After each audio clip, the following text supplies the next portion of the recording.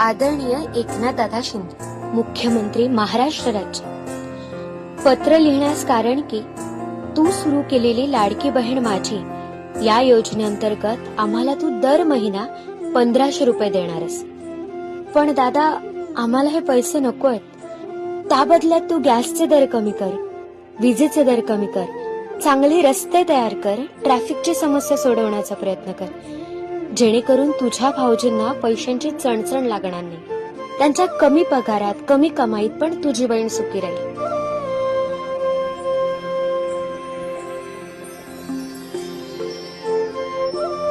दादा, आणखी एक विनंती करते. तुझ्या लाडका भाच्या भाच्यांची शाळेची फी पण कमी करता येते का बघ, जेणेकरून त्यांचे चांगले शिक्षण सुद्धा होईल.